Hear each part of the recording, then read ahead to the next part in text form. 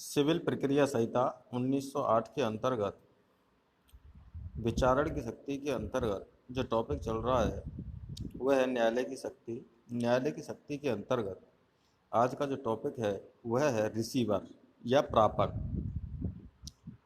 Civil प्रक्रिया संहिता 1908 के आदेश 40 के अंतर्गत इस टॉपिक को कवर किया गया है।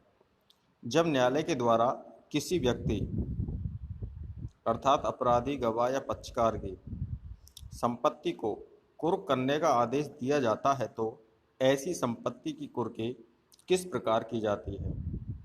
ऐसी संपत्ति की कुर्की संपत्ति का कब्जा लेकर और उस पर क्या किया जाता है, रिसीवर नियुक्त कर दिया जाता है। अतः रिसीवर की संस्था संपत्ति की कुर्की की संकल्पना के साथ में जुड़ी हुई है।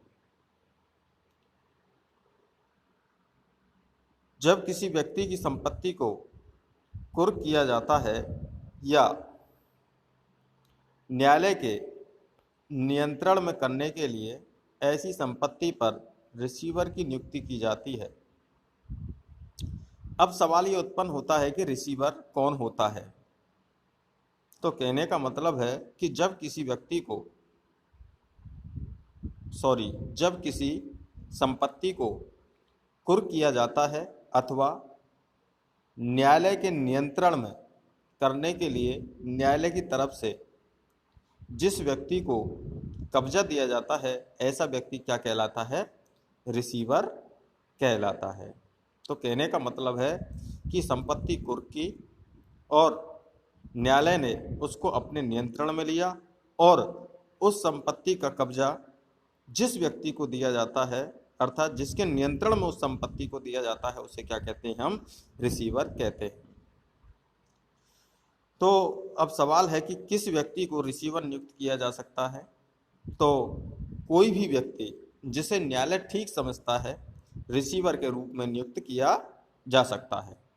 रिसीवर के रूप में न्यायालय के किसी अधिकारी, किसी लोक अधिकारी को, किसी लोक सेवक को और अगर जरूरत हो तो किसी भी निजी या प्राइवेट व्यक्ति को रिसीवर नियुक्त किया जा सकता है। अगर न्यायालय के द्वारा किसी प्राइवेट व्यक्ति को रिसीवर नियुक्त करता है तो न्यायालय ठीक समझे तो उससे क्या कर सकता है, प्रतिभूति की मांग कर सकता है।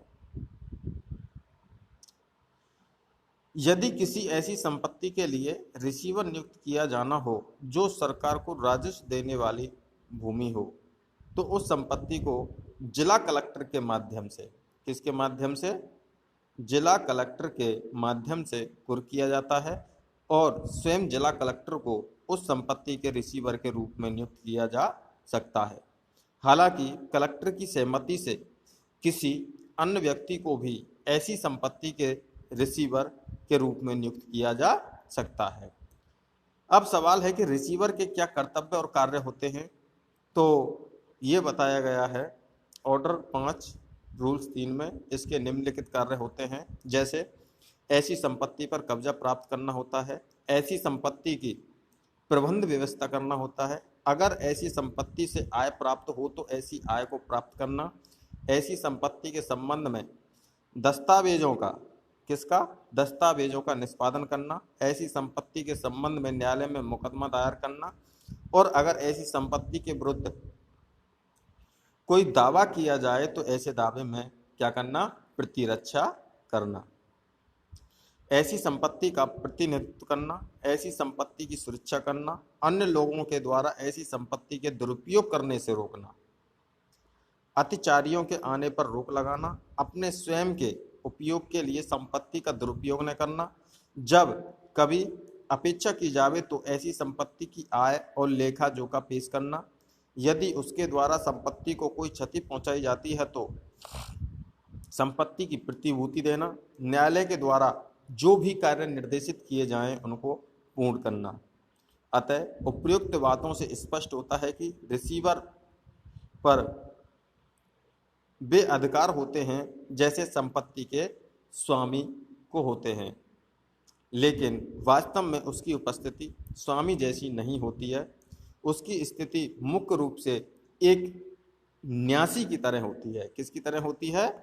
न्यासी की तरह होती है।